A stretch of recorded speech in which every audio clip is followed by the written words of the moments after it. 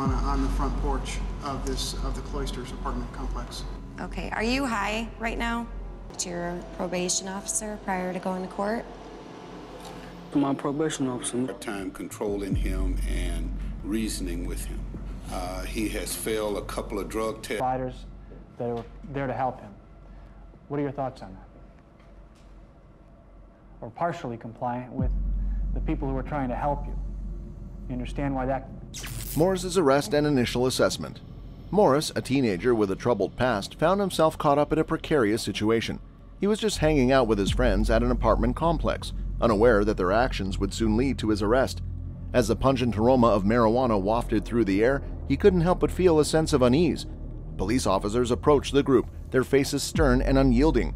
Morris, startled by their sudden appearance, denied using marijuana himself, but as the officers began questioning him, he realized the gravity of the situation and lied about his identity in a desperate attempt to avoid trouble. The officers, however, were far from convinced. With the atmosphere growing tense, they continued to probe Morris, and it wasn't long before he finally cracked under pressure. You've done that before, Morris. You've already had charges of lying to police officers. Just gonna have the nurse look at him real quick to determine that he's not under the influence. I'm slanty and red. He admitted his real name, and much to his dismay, revealed that he had an outstanding warrant for failing to appear in court. This revelation only served to heighten the officers' suspicions, prompting them to take him to a nearby hospital for a drug test. As Morris anxiously awaited the test results, he couldn't help but feel the weight of his past mistakes bearing down on him. When the results came back positive, he tried to argue that he no longer felt the effects of the drug, but the officers remained cautious. Taking into account his prior record and the warrant issued against him, they made the difficult decision to bring him into custody. In the back of the police car, Morris stared out of the window, the neon lights of the city blurring together as they drove away. His heart was heavy with regret, but deep down he knew this arrest could be a turning point, a chance to finally learn from his mistakes and forge a brighter future. That was going to happen. Do you feel any of the effects of marijuana still? This court date in July. So he didn't appear in court. His mother did, his counselors did. Appear in court. Now you presented yourself as a flight risk. The struggle of Morris's life. Morris was a young man plagued by anger issues that had caused a great deal of turmoil in his life. His fiery temper had led him to destroy property on numerous occasions, including the very walls of his mother's home. His destructive behavior had brought him face to face with law enforcement more times than he cared to admit. A dark cloud hung over Morris's head when he failed to appear in court for a hearing related to his outbursts. The judge issued a bench warrant for his arrest, and Morris found himself consumed by fear.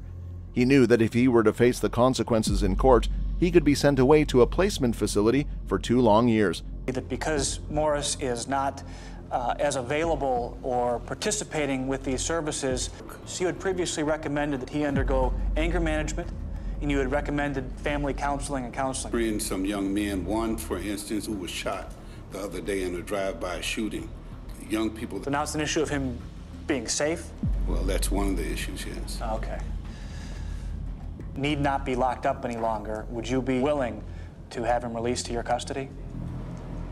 But as far as what helps, I know that there is a problem and he does need some help. Does he recognize there's a problem? Yes, he does. His mother, Angel, recognized her son's struggle and tried to be a guiding light in his life. She urged Morris to seek professional help to address his anger, imploring him to open up to counselors and therapists who might be able to shed light on the root of his uncontrollable rage. Angel believed that there might be a chemical imbalance or other underlying issues at play, and she desperately hoped that her son could find the help he needed to turn his life around. Legal representation and detention hearing.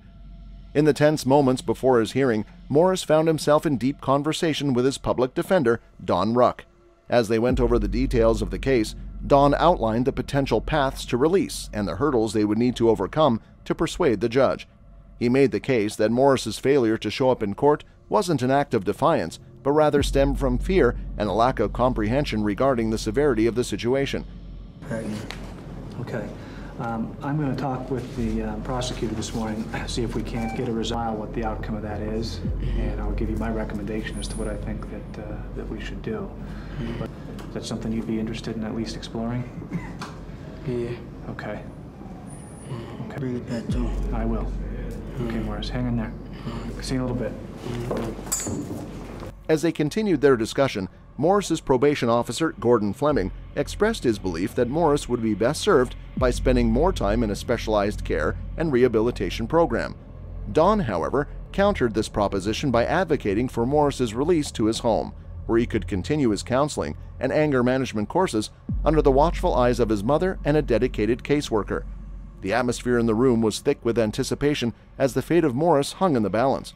Ultimately, it was up to Judge Bonaventura to make the final decision that would determine the course of Morris's life. Morris's mother's testimony and judge's decision. During the emotionally charged hearing, Morris's mother Angel took the stand and bravely testified that while she was willing to have Morris return home, she remained uncertain if it was truly the best option for him. She candidly acknowledged that Morris grappled with an anger problem and desperately needed help. However, Angel couldn't help but feel concerned about her own ability to properly supervise her son and the potential impact his volatile behavior might have on his impressionable younger siblings. Talk to you directly about changes that he... I see a couple of changes, actually. He didn't used to speak his feelings. He never could specify exactly what the problem was.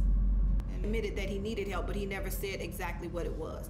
He always said that he had an anger problem from day one. He always said. I found out later when I spoke to my daughter that he was coming there getting clothes when I was in. I had heard that he was staying at a young lady's house. It's his friend's girlfriend. As the courtroom listened intently, Judge Bonaventura carefully weighed the arguments and testimonies presented. Ultimately, the judge made the difficult decision to order Morris to remain detained. Citing concerns about Morris's safety and the seemingly slim chance of him appearing for future hearings, the decision was deemed necessary. Despite the somber outcome, Judge Bonaventura expressed a glimmer of hope that Morris would seize the opportunity to take full advantage of the programs and support available to him while in detention, using this time to work towards a brighter future. Life inside detention and progress. As Morris adjusted to life in detention, he found himself immersed in a world of regimented schedules, limited freedoms, and an array of therapeutic and educational programs designed to help him grow and change. Despite the challenging environment, Morris made significant progress in both his anger management and substance hurt counseling. Over time, he began to express genuine remorse for his actions, a sign that his perspective was shifting. An important part of Morris's journey was his participation in group therapy, where he found camaraderie with others grappling with similar challenges. As they shared their stories, Morris gained insight into the consequences of his actions and the impact they had on those around him. These sessions offered him a chance to not only learn from others, but also to contribute to their healing process by sharing his own experiences. Final hearing and judge's ruling. 3 weeks after the initial hearing, a visibly transformed Morris returned to the courtroom, eager to share the valuable lessons he had acquired during his time in detention. With a newfound understanding of his emotions, Morris confidently conveyed his improved control over his anger and his deep yearning to reunite with his family. He recognized the significance of respecting the law and committed to attending all future court appointments without fail. What you want to have happen today, whether you want to go home or whether you want to have what the probation... When I learned since I've been detained was I know how to control my anger. And then I would like to and try to not build my anger up. I'll let it out. Sometimes I'll probably cry, sleep. Sometimes we don't even hear the doorbell ring. I'll be downstairs. Offered to help you? Yes, I will. I will fully comply. Testimony was also that... Yes, I was listening, but I was just being hard-headed. Okay. Well, what's going to happen in the future? Judge Bonaventura, thoroughly impressed with the remarkable progress Morris had demonstrated and his genuine desire to change, reached a decision to release the young man after a set of stringent conditions. These stipulations encompass the continuation of his counseling and anger management programs, regular attendance at school, and strict adherence to a curfew. Overwhelmed with gratitude for the chance to welcome her son back home, Angel wholeheartedly pledged her unwavering support in Morris's ongoing journey towards a successful rehabilitation. Morris's return home and adjusting to life outside detention. As Morris stepped through the door of his home, he was acutely aware of the challenges that lay ahead in adjusting to life beyond the confines of detention. He knew that he needed to diligently maintain the progress he had made in anger management and substance hurt counseling, while simultaneously rebuilding and nurturing relationships with his family and friends. Morris couldn't help but notice the admiring gazes of his younger siblings who looked up to him as a role model. This realization heightened the sense of responsibility to set a positive example for them, and he resolved to do everything in his power to live up to their expectations. Fortunately, Morris wasn't alone in navigating this new chapter of his life. His loving mother Angel stood by his side, providing the structure, support, and encouragement he needed to help him transition back into the world outside of detention. With her unwavering dedication, Morris felt a renewed sense of hope and determination to make the most of this opportunity for growth and rehabilitation. It's up to the judge. What she do. And again, what are you hoping for? I don't think he like me. Man, cause my PO, he told me I wouldn't go in the house. Placement. So, I probably do go to placement. Yeah, I don't know, I ain't never been. It probably is, though. We got school. Try to work on my GED. Good for me because I get to work on my GED. I still go to school. Probably work on my education and future opportunities. Morris enrolled back in school and started working towards completing his education. He understood the importance of obtaining a high school diploma in order to secure better opportunities in the future. With the help of his counselors and teachers, Morris set realistic goals for himself and worked diligently to achieve them. He was encouraged to explore vocational training and higher education options to help him build a successful and fulfilling career. The importance of support networks and community resources.